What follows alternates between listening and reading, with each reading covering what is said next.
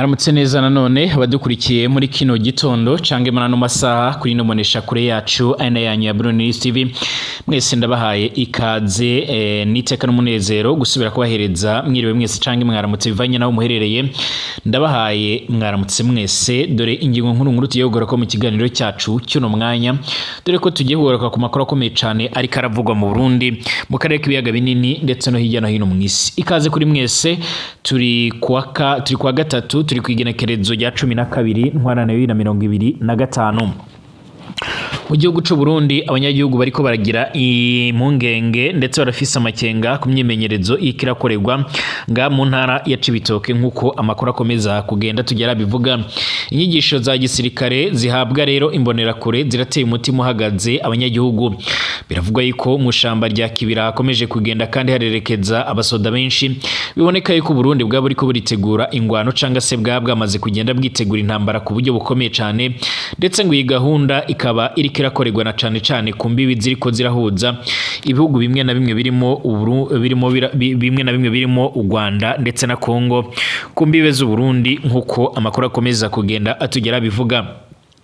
Mu gihe umuhindo w'ibikoho bikomakomeye cyane rero byasirana mu ntara Cibitoke, abanyagihugu baratewe umutima uhagaze n'ukuntu hariko rero haragwizwa imyemenyerezo ya gisirikare kumbonera kure. Iyo myemenyerezo rero nyene ikabikorwa ishigikiwe n'abahoze arabagwanye ndetse n'abasirikare, ituma haba kwikeka uruhara mu ntoreka rero ziri mu gihugu cibanyi ca Republika Iharanira Intwaro Rusange ya Kongo. Umwe mu banyagihugu baturiye nga mu Cibitoke yaravuze ati turatewe umutima uhagaze n'ibintu biriko biribonekeza muri kano gace canga se muri kano karere, aduteye ingenge nibikomeje kugenda bigaragara. Ati turafise umutima uhagaze mu nyuma yo gukomeza kubona abanyagihugu cane bamwe rero mu bo mbonera kure bakomeza kugenda bagaragaza ko rero nyine bariko baritegura ingwano ku buryo bukomeye, ndetse binavugwa yuko bariko barahabwa impoho nini cyane. Ibihoho kabiriko biravuga nyine aho ngaho ni mu gihe ngo no mwishamba rya Kibara rero nyine abasirikare benshi bariko baragaye ku bwinshi, kumvo abatariko barasobanukirwa canga se ngo bamenye icyo byaba bisobanuye canga se icyo byaba biriko biravugwa. Amakuru akomeza kugenda atugeraho kandi aravuga yuko igisirikare cy'u Burundi kibereye mu gace atacyo kiriko kiravuga canga se ngo kigira ibyo gitangaza kubigendanye n'iyi ntambara canga se kubigendanye n'ibikomeje kugenda bigaragara nkuko amakuru akomeza kugenda atugera bivuga. Ibi byose kandi birakomeje kugenda bitera umutima uhagaze. Turagarukana ko yandi makuru akomeje kugenda aravugwa na cane akomeje kugenda aravugwa mu karere k'ibiyaga binini mu buseruko bwa Republika Iharanira Intwaro Rusange ya Kongo. Ngira ngo murazi neza ko amakuru yaho nayo dukunze kugenda turayibandaho cane kumva zuko igihugu cy'u Burundi nacyo cyararungitseyo abasoda benshi bariko barifatikanya nabo muri icyo gihugu. Amazimisa yaravugwa amajambo menshi ndetse yarashyizweho abahuza bariko barashakira amahoro n'ituze n'umutekano muri icyo gihugu kugira ngo n'ubundi amahoro abashe kuba yogaruka. Gushika no mwanya amakuru akomeza kugenda atugeraho aravuga yuko President Felix Tshisekedi Chilombo yoba yamaze kwemera kwigirana ibiganiro n'umuhari M23, abo bavuga yuko intumwa za Kongo ziteguriye guhura n'iza M23 bagahurira Rwanda mu gihugu ca Angola. Ibi bivuzwe mu nyuma y'uko rero President Felix Tshisekedi ku munsi w'ejo yaragiriye uruzinduko mu gihugu ca Angola kwa President Lorenzo yahoze ari umuhuza mu bigendanye n'u Rwanda ndetse na Republika Iharanira Intwaro Rusange ya Kongo. Ndabaramukije mwese, ni nako nongeye kubahereza ikaze. Nongeye kubifuriza kumererwa neza cyane mwese banywanyi b'ibiganiro byacu abatwumviriza nga kuri Bruni News TV. Imbonesha kure imwe rudende ibandanya kubashikiriza ndetse no kubageza amakuru akomeye cyane, amakuru yihuta kandi agezweho ari karavugwa nyine mu bigendanye n'umutekano, politique, diplomasi ndetse n'ibindi. Turi kuwa gatatu turi kwigenekerezo g'12 ntwarane 2025. Kaze kuri mwebwe mwese mutwumviriza muri mu Burundi, abatwumviriza bari mu Burundi mu bice bimwe na bimwe bigiye bitandukanye, abatwumviriza bari mu gisagara ca Bujumbura, abari Gitega ndetse n'abari mu bindi bice bigiye bitandukanye. Mwese reka mbifurize kugira ibihe byiza kandi reka mbifurize kumererwa neza cyane. Ikaze kuri mwebwe mwese mutwumviriza muri mu karere k'ibiyaga binini, abatwumviriza bari mu gihugu cy'ubanyi cy'u Rwanda, muri Uganda, Tanzania, Kenya, Kongo ndetse n'ahandi, abari ku mugabane w'Uburaya, Asia, Australia, Amerika ndetse n'ahandi hose, turabahaye ikaze. Ndagusaba byonde kwanditse sabone kugira uco aronka amakuru n'ibiganiro byacu, ubane natwe 5 kuri 5 amakuru n'ibiganiro byacu tubategurira ndetse tukabashikiriza. Reka nagusabe kandi ibiganiro byacu unabishyize unabisangize ku nshuti zawe. Urashobora kugira ruhara mu biganiro byacu, ibiganiro byacu nyine ukaba uca uratanga ibitekerezo, nyine ugatanga ibyumviro byawe unyuze muri commentaire. Ikaze kuri mwebwe mwese, reka tuyatangurire mu Burundi mu Cibitoke ahakomeje imyimenyerezo ya gisoda cyangwa y'igisirikare, aho hariko harumvikana urusaku rw'impoho nini cyane. Mu gihugu cy'u Burundi mu ntara ya Cibitoke harakomeje kugenda haravugwa imyidogo ku banyagihugu batewe impungenge n'umutekano ushobora gutosekara igihe icyo ari cyo cyose, mu gihe bivugwa yuko imyimenyerezo y'imbonerakure ikomeje gutera amakenga. Iyi myimenyerezo kandi nk'uko bikomeje kugenda bigaragara ikaba irimwo iratangwa na bamwe mu bahoze ari abasirikare ndetse n'abasanzwe ari abasirikare muri uno mwanya. Hamaze imisi hibonekeza imyimenyerezo imbonerakure mu bice bigiye bitandukanye by'igihugu cy'u Burundi, nk'uko amakuru akomeza kugenda arabivuga, na cane ibice bimwe na bimwe byegereye imipaka cyangwa se imbibe z'u Burundi n'igihugu cy'ubanyi cy'u Rwanda ndetse no ku gihugu ca Republika Iharanira Intwaro Rusange ya Kongo. Imyimenyerezo kandi irakomeje kugenda igaragara mu gihe muri uno mwanya umutekano ukomeje kugenda urifata nabi nyine hakujya mu gihugu ca Republika Iharanira Intwaro Rusange ya Kongo. Imyimenyerezo kandi yaratanguye kongera kuvugwa cane mu gingwano z'umuhari M23 ndetse n'ihuriro ry'ingabo za Republika Iharanira Intwaro Rusange ya Kongo yabandanyaga yegera nga mu gisagara ca Uvira muri Kivu y'Amajyepfo, ahasanzwe hari urubibe ruhuza igihugu cy'u Burundi ndetse na Republika Iharanira Intwaro Rusange ya Kongo. Bamwe banyagihugu bavuga ko imyimenyerezo harimo rero nyine harahagwamwo imyigisho zimwe na zimwe zigendanye no gukoresha nyine ibigwanisho biremere cyane nk'inkoho za rutura, ndetse hakiyongera yuko kandi bagomba no gutangura kwigishwa uburyo rero bokoresha amadrone cyangwa se indege. Bivugwe ko kandi ari imyimenyerezo iherutse gushyigikirwa na bamwe mu bayobozi bakomakomeye cyane mu gisirikare cy'u Burundi. Ahangaha mu Cibitoke yonge izi nyigisho nyine zaranatewe iteka n'umuyobozi mukuru cyangwa se umugaba mukuru w'igisoda cy'u Burundi, General Prime Niyongabo, nk'uko amakuru akomeza kugenda atugera bivuga. Ni mu mugambi ugendanye nyine ngo no guhangana n'ibikomeje kugenda biragaragara muri Kivu y'Amajyepfo, mu nyuma y'uko rero bafise ubwoba ndetse n'impungenge z'uko umuhari M23 ushobora kuba wogaba ibitero muri kino gihugu cy'u Burundi, nk'uko amakuru akomeza kugenda atugera bivuga.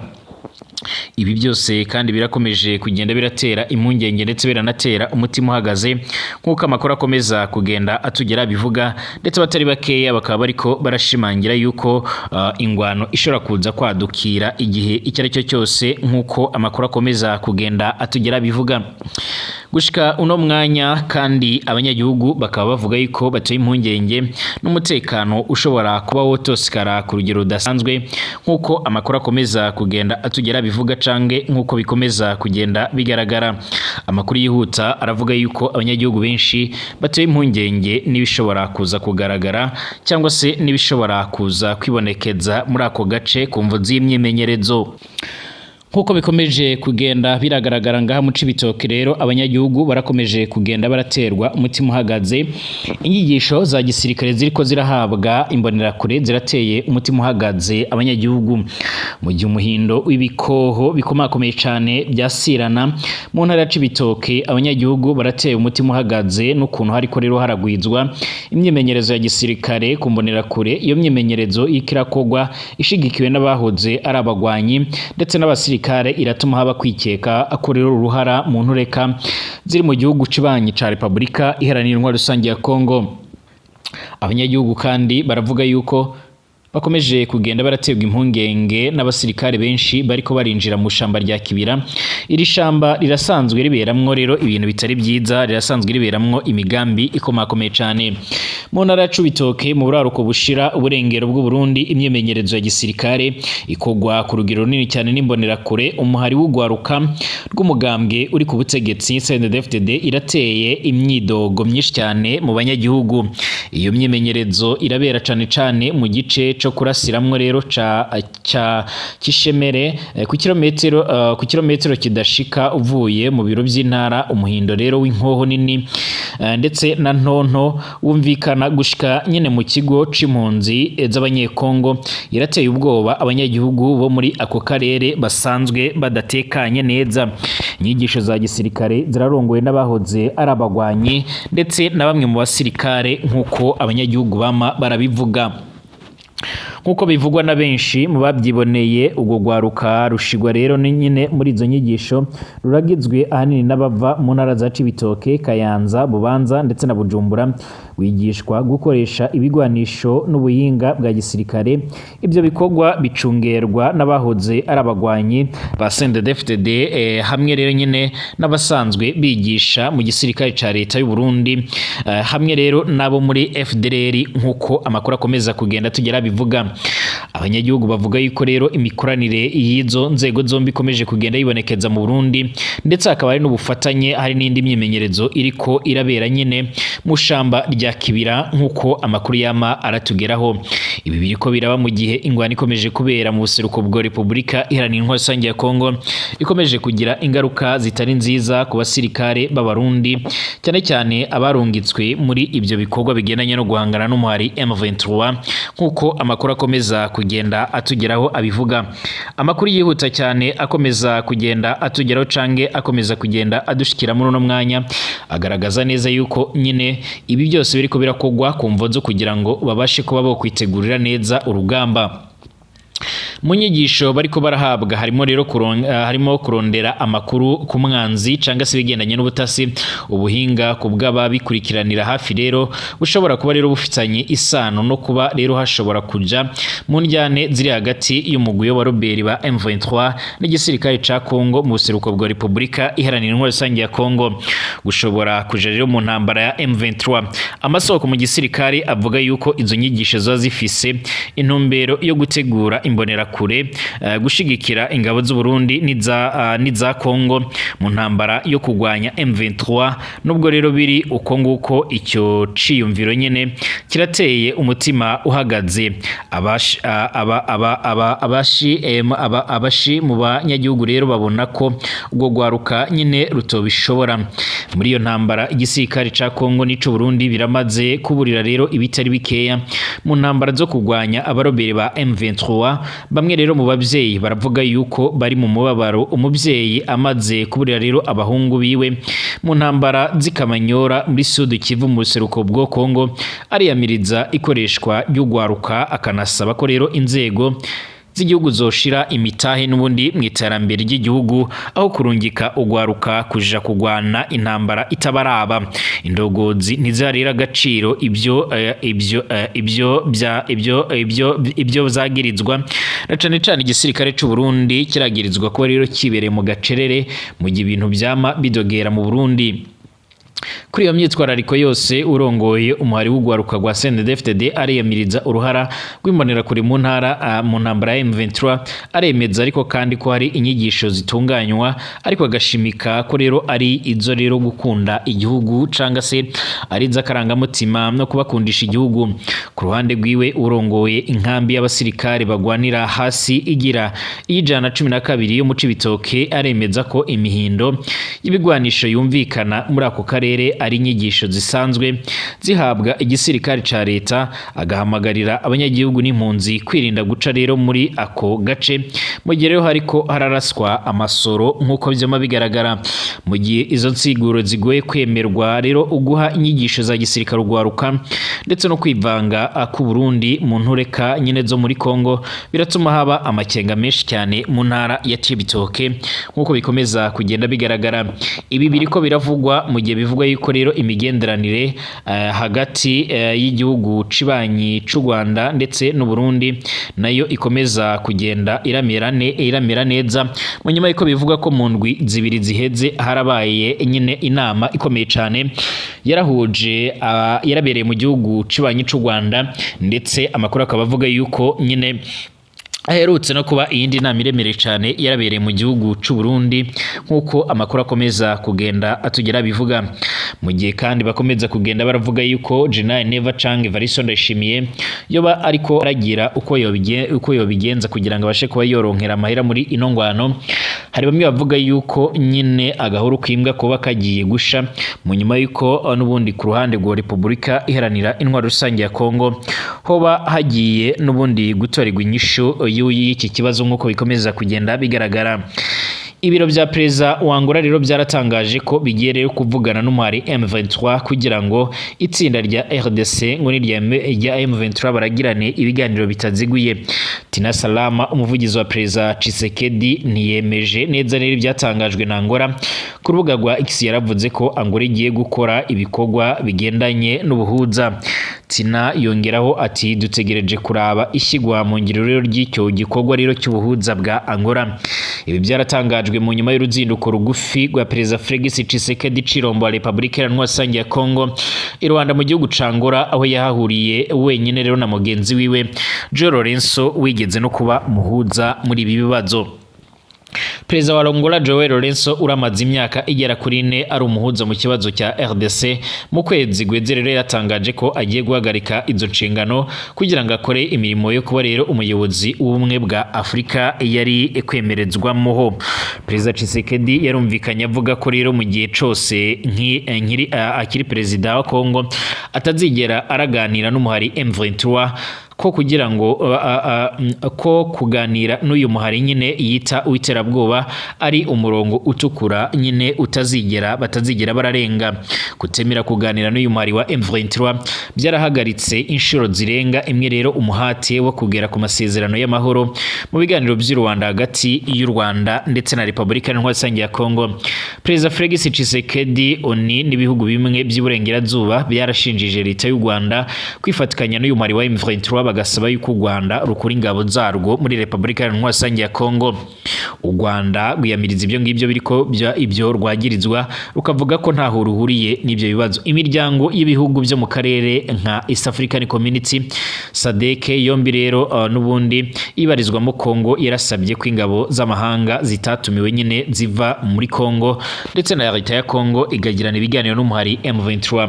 Mu matangazo yabo atandukanye umuhari wa M23 warakomeje gusaba kuganira na leta ya Kinshasa ku bibazo uvuga yuko byaratewe nyine kongera gufata intwaro mu nyuma yuko wari waratsinzwe muri 2012 abari bawugize bagahungira mu bihugu bigiye bitandukanye bituranye na Kongo. Ibiro vya Perezida wa Angola bivuga ko rero ibiganiro hagati ya leta ya Kongo na M23 bizabera Rwanda mu minsi ya vuba bigamije kugeza ku mahoro. Niba ibi biganiro bibaye yaba ari insinzi kuri Perezida João Lourenço umaze imyaka agerageza ubuhuza muri iki kibazo. Mu kwezi guheze Lourenço yarabwiye ikimenyesha makuru Jeune Afrique ko yagiriye inama mugenzi we Perezida Tshisekedi ko kuganira na M23 ari bwo buryo bwonyine bwo gukemura ibi bibazo. Mu gihe hari ibyo impande zombi zitavugaho rumwe rero kuva kuri ONU, ubumwe bwa Afrika, ubumwe bwa Buraya n'imiryango y'ibihugu byo mu karere ihuriza kuko rero nta gisubizo ca gisirikare kizoboneka mu makimbirane ari kara mu Burasirazuba bwa Repubulika Iharanira Demokarasi ya Kongo. Abategetsi b'u Rwanda barashinjwa gufasha M23 ibyo bakomeje guhakana, bagiye basaba Kinshasa rero kuganira na M23. Umuhari M23 kandi nawe waragiye uvuga ko utarebwaga n'ibiganiro bya Rwanda n'ibya Nairobi, ibiganiro batigeze baratumirwamo. Amasezerano y'agahenge yagiye yumvikanwaho nyine i Rwanda ntiyamaraga igihe atarahonyogwa, buri ruhande rugashinza urundi ko ariko rwatangije imirwano. Mu gihe M23 yakwicarana ku meza y'ibiganiro na Kinshasa, bisa n'ibyatanga icyizere ko rero agahenge gashobora kumvikanwaho nyine gaca kubahirizwa. Gusa nk'uko byagenze bigaragara imbere kumvikana ko rero ku gahenge i Rwanda ndetse no kubahiriza no kukubahiriza imasisi cyangwa ahandi ku rubuga rw'imirwano ni ibintu bitandukanye cyane. Ibi kandi biravugwa yuko mu gihe byaba bibaye iyo bari insinzi y'akataraboneka ikomeje kugenda iraterwa mu gihe ku butaka bwa Repubulika Iharanira Intwaro Rusange ya Kongo ibigendanye n'urugamba bikomeje kugenda birafata indi ntera. Abanyagihugu bose muri Kongo baramaze guhunga, ariko kandi na benshi bagarutse bakaba bari kubarizwa mu bice bimwe na bimwe bigiye bitandukanye bisanzwe bibarizwamo nyine umuhari M23 ikomeza kuvuga yuko izakomeza guharanira amahoro ndetse n'ituze by'abanyagihugu biganjemo abavuga ikinyarwanda mu buseruko bwa Repubulika Iharanira Intwaro Rusange ya Kongo.